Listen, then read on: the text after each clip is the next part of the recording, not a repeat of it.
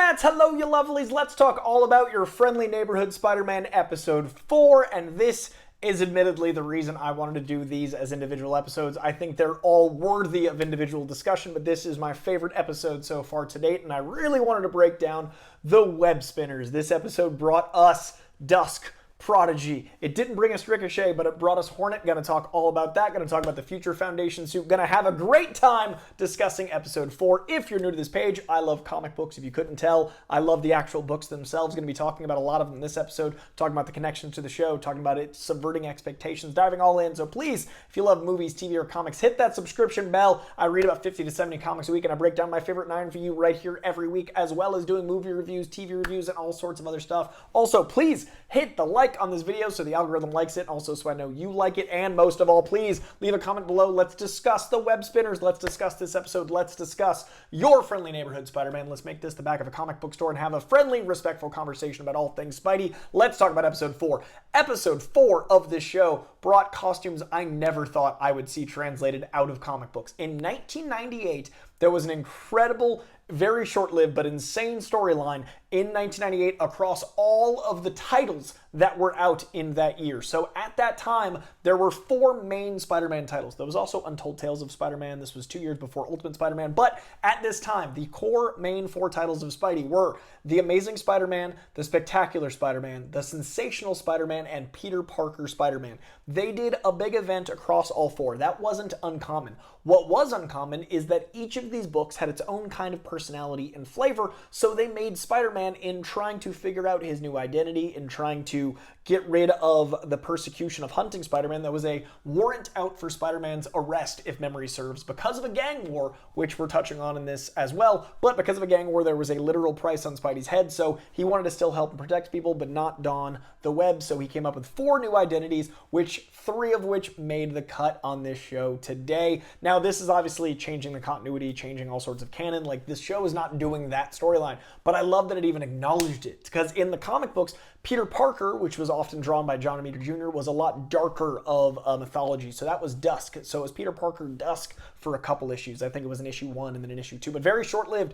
Over at Amazing Spider-Man, that was Ricochet. He was a lot more fun and friendly, and he bounced around. Ricochet was, this is the only one they didn't show, but it was a very different type of energetic character. Spectacular became Hornet. Spectacular Spider-Man was the Hornet, that was Sensational. Sensational Spider-Man was Hornet, that was Mike Ringo art. It was very big and energetic and buoyant, and he flew around, and we got to see Hornet in this as like a beta testing on the character. And then we had the Spectacular Prodigy, which was kind of a nod at like the Norse, this altruistic hero with the cape, which was the very first one we saw. We saw why no capes, but we got to see all of this in the show. And then that happened in 98. The characters' costumes actually kind of took off, even though it was only for 2 months of the main continuity. They actually did a short-lived spinoff called Web Spinners, or I think it was just Spinners.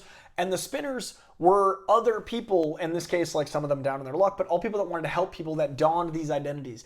Dusk was this alien suit, very much like a symbiote, that kind of allowed him to blend in the dark, and that was a darker character. An altruistic guy took on Prodigy, a fun-loving guy took on Hornet, and Ricochet was this crazy, bombastic, energetic guy, and Spinners was a lot of fun. I'll always remember I had a Spinners number 0 from Wizard Comics. I was 10 years old in 98. I was a huge fan of the Spinners stuff. It made me so happy to see all of these characters come to life in such a wonderful way. So I wanted to give some love to the comics there and some love to this show for taking that on. Also in this episode, we got to see the escalation of the stuff with Lonnie and the forming of the gang war to come that I think we're building up to, which, as I said, was a fun thing that kind of tied into those costumes, but in a very different way. I love Guy in the Chair, Norman Osborn. That makes a lot more sense where these suits would come from. It is kind of a cheeky nod over at the MCU. Speaking of which, the cheeky nod of the Sokovia Accords and him being more on the Team Cap side of it is really fun. Like, what if Spider-Man looked at it this way? This feels like what I wanted What If to be in so many ways, but in beautiful long form. Playing with canon, subverting expectations. Spidey being on Cap's side totally makes sense. Having that be a nod to the costume, absolutely genius. And the way they're using that as the background gave an opportunity for them to nod at some of the problems people have with Spider-Man in the MCU by having Norman say, "You're your own hero. You're not part of all of this, but it's going to affect you." That's a really fun way to see how the MCU could have gone. I would love Spider-Man getting to be his own man, and hopefully that's what Spider-Man 4 ends up being, but I love them outright acknowledging, like, you're your own guy over here. Let's deal with that. And that being part of the Civil War going on in the background. Literally, you know, War Machine and Ant-Man's hand, that shot that we would have seen Spider-Man in, paralleling the shot of Spidey with the bus that we did see in the MCU. This is such fun what-if-like storytelling and bringing in costumes I never thought we'd see. And that brings me to the Future Foundation suit. Now, the Future Foundation suit is, in this case, Norman Osborn's design. It's what he wants him to wear, but we talk about it a bit of like, it's not quite Spidey, but it's way closer. It is much more Spider-Man, but in the comic books, that is a suit that Spider-Man wears when he teams up with the Fantastic Four. The Fantastic Four have a thing called the Future Foundation. It is their foundation where they are adventurers, where they do charity, where they do all sorts of stuff. When Spidey joins them, he obviously gets a suit to match that. So the Future Foundation is a beloved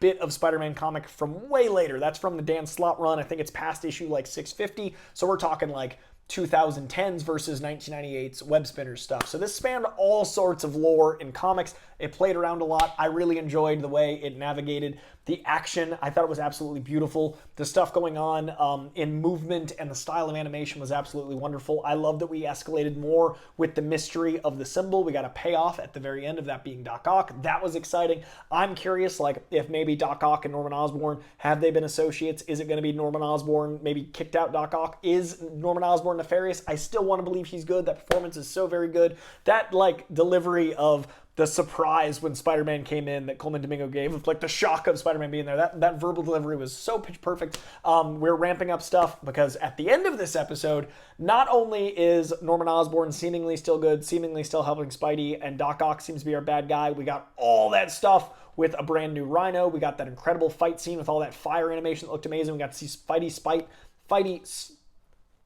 fight in a lot of brand new and exciting ways, using the webbing like he does in the video games, which also ties the video games. We also got a Spider-Man 3 visual nod of the Future Foundation suit when he swings and looks at himself in the mirror. That's the black suit in Spider-Man 3 with Sam Raimi. Now, Future Foundation suit. We got a lot of love letters to great Spider-Man moments, but what I really love is at the very end, it looks like Harry is, obviously now he knows he's Spider-Man. What is that relationship going to be? What a beautiful way to go.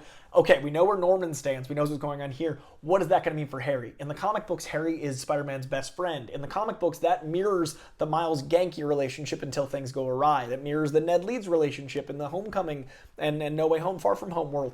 I really love, now we're diving into the Harry Osborn stuff, and it's all happening so fast, but it still feels appropriate, and it works so well. This is such a blast.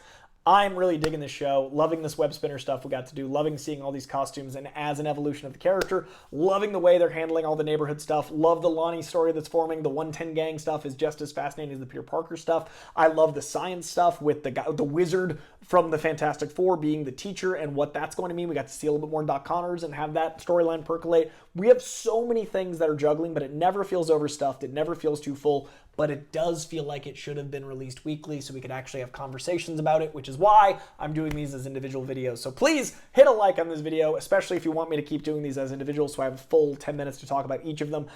If these videos don't do as well, I'm just going to do them as a chunk for episodes 6, 7, and 8, but I'd like to do them as individuals. That's why I'm doing this here, especially with my beloved web spinners. So please leave a like on this video. Please comment on this video. Let's help this algorithm grow. If you're not already subscribed, I love me some comics, and if you want to learn more, hit that subscription bell. Going to be talking all about a lot of stuff this week. This weekend, movie stuff coming at you with Love Hurts yesterday, Fantastic Four trailer, as well as my This Week in Comics. A lot of goodness right here, all while we're living in a glorious age of a new Spidey animated series. Makes me so very happy. So, like, subscribe, comment, and I'll see you in a couple hours for the last episode of this block. Episode 5 will be up in mere hours, so we can talk about that one as well. So stay tuned. See you guys soon.